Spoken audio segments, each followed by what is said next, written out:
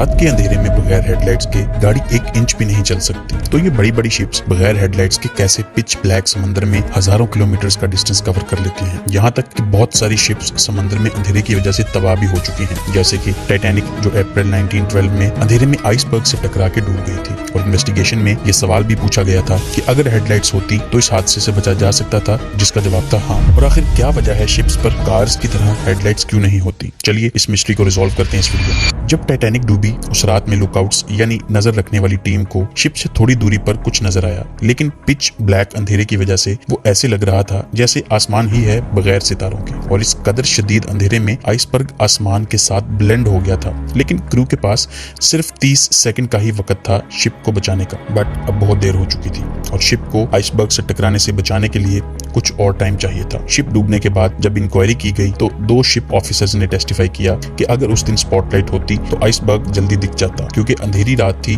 और चांद की भी रोशनी नहीं थी और पानी बिल्कुल भी मूव नहीं कर रहा था। और अगर चांद की भी रोशनी होती तो यह हादसा होने से बच सकता था। आइसबर्ग के साथ पानी बहुत जेंटली टकरा रहा था, जिससे छोटी छोटी वेव्स भी बन रही थी। तो क्या स्पॉटलाइट से फायदा हो सकता था? जी बिल्कुल, उस तरह की अनयूजुअल कंडीशन में हो सकता था। लेकिन मसला यह है कि ऐसी बड़ी हेडलाइट्स शिप के फ्रंट साइड पर लगाने से फायदा कम नुकसान ज्यादा होता है, क्योंकि हेडलाइट्स से ज्यादा शिप के क्रू की आईसाइट काम आती है आगे देखने के लिए। ये सदियों से होता आ रहा है और शिप्स पर ऐसे तेज नजर वाले लोग जिनको लुकआउट्स बोला जाता है, इनकी सबसे ज्यादा अहमियत होती थी, क्योंकि एक तजर्बाकार बंदा आसानी से मीलों दूर से पता लगा सकता था कि एक शिप कहाँ है और वो किस तरह की है और वो किस कंट्री की है। इतनी डिटेल से देख पाना किसी भी आम इंसान के लिए पॉसिबल ही नहीं था। लुकआउट्स को नजर रखने के लिए रखा जाता था कि जैसे ही कोई छोटा सा भी साइन नजर आए किसी दोस्त या दुश्मन शिप का, या रास्ता गलत हो और शिप अपने रास्ते पर ना जा रही हो, तो फौरन इन्फॉर्म किया जाए। लुकआउट्स रात के वक्त भी बहुत ही अच्छे तरीके से अंधेरे में देख सकते थे और टाइटैनिक के लुकआउट्स ने कामयाबी से आइसबर्ग देख भी लिया था। लेकिन जब आइसबर्ग का पता चला उस वक्त शिप सिर्फ 1500 फीट दूर थी आइसबर्ग से और काफी हद तक शिप की डायरेक्शन चेंज भी हो गई थी, लेकिन फिर भी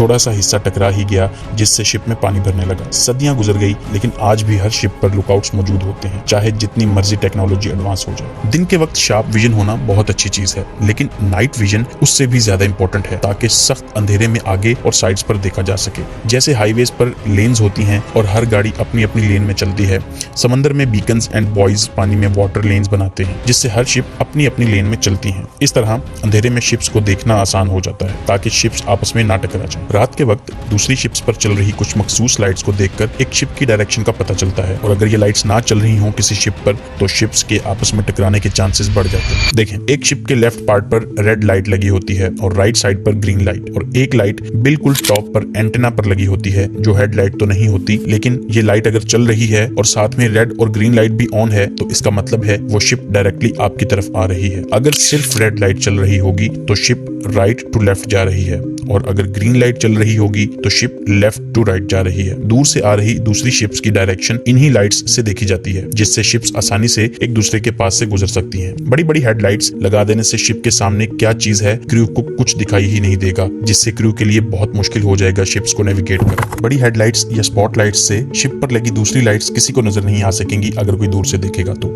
आपकी शिप लेफ्ट जा रही है, राइट जा रही है या सीधी जा रही है, किसी को नहीं पता चल सकेगा। और इन लाइट्स की वजह से पानी में मौजूद चैनल्स का भी पता नहीं लग सकेगा, जिनका नजर आना बहुत जरूरी है। मतलब आप इमेजिन करें आप रोड पर जा रहे हों लेकिन नीचे रोड आपको नजर ही ना आए तो कैसा महसूस होगा। हेडलाइट्स सिर्फ रेयर ओकेजन्स में ही काम आ सकती हैं, लेकिन हर टाइम चलता रहना फायदेमंद नहीं हो सकता। नाइट विजन कितना जरूरी था इस चीज से पता चलेगा आपको कि टाइटैनिक के हादसे वाले दिन ब्रिज यानी शिप का ये पार्ट बिल्कुल अंधेरे में रखा गया था और इसको शील्ड किया गया था कि कहीं से भी इस हिस्से पर लाइट ना पड़ सके, जिससे नाइट विजन डिस्टर्ब हो। ब्रिज के पीछे शिप पर डेक लैंप्स लगा रखे थे, जिससे 360 डिग्री लाइट शिप के आसपास पड़ रही थी, लेकिन ब्रिज पर जरा सी भी लाइट नहीं पड़ रही थी, क्योंकि क्रू को देखने में मुश्किल ना आ जाए सिर्फ इस वजह से। यही नहीं, शिप का स्टीयरिंग व्हील जिसके हाथ में था उस बंदे को एक स्पेशल रूम में रखा गया था और उस रूम का नाम था व्हील हाउस, जिस पर शटर्स लगे हुए थे ताकि अंदर जरा सी भी लाइट ना आ सके। बिल्कुल अंधेरा होगा तो बाहर से ही नजर आ सकेगा। मॉडर्न पैसेंजर शिप्स पर आज भी यही कंडीशन होती है। एक बिल्कुल साइलेंट और डार्क रूम इसी मकसद के लिए रखा जाता है। नाइट विजन को डिस्टर्ब किए बगैर रेड या ग्रीन लाइट यूज की जा सकती है ब्रिज पर,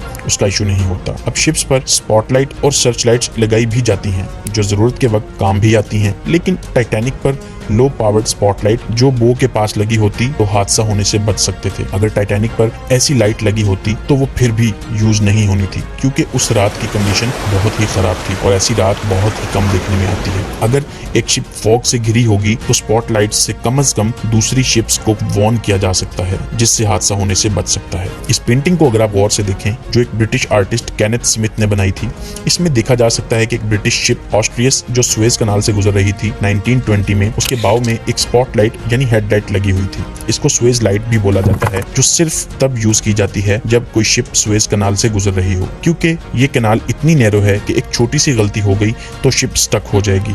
और ऐसा एक हादसा हिस्ट्री में पहले भी हो चुका है, जब एवरग्रीन शिप स्टक हुई थी। आधी दुनिया की ट्रेड रुक गई थी, जिससे दुनिया पर बहुत बुरा असर पड़ा। अब ये रेडार टेक्नोलॉजी से बहुत पहले के दिन थे, जिसका मतलब सेफली नेविगेट करने के लिए इस तरह की लाइट्स यूज की जाती थी। स्पॉटलाइट्स बहुत ही काम की चीज है, लेकिन रास्ता देखने की बजाय ये काम आती है सिग्नल्स फ्लैश करने के लिए जब रेडियो काम ना कर रहा हो। दूसरा, जब शिप के इर्द गिर्द बहुत ही अंधेरा हो और थ्रेट्स को आइडेंटिफाई करना हो उस सिचुएशन। वर्ल्ड वॉर 2 में गुडेल कनाल में रात को जंग लड़ी गई, जिसमें अंधेरे की वजह से बहुत ज्यादा नुकसान सिर्फ इस वजह से हुआ कि कई शिप्स ने अपने ही साइड वाली शिप्स पर फायरिंग स्टार्ट कर दी। हालांकि सर्च लाइट्स भी यूज की गई थी ताकि एनिमी का पता लग सके, लेकिन इतना फायदा ना हो सका। एक तरफ से जापानीज डिस्ट्रॉयर अकाटुस्की और बैटलशिप दोनों पर कार्बन आर्क लाइट्स लगी हुई थी, जिससे उन्होंने अमेरिकन क्रूजर अटलांटा को पॉइंट ब्लैंक रेंज पर डिटेक्ट कर लिया। लेकिन इसका नुकसान ये हुआ कि अमेरिकन को जापानीज शिप्स की लोकेशन का पता लग गया, जिससे 6 अमेरिकन शिप्स ने उस पर अटैक कर दिया और कुछ ही देर में उसको डिस्ट्रॉय कर दिया। तो स्पॉटलाइट्स को सी में यूज करना आपको नुकसान भी दे सकता है, चाहे जंग चल रही हो या ना।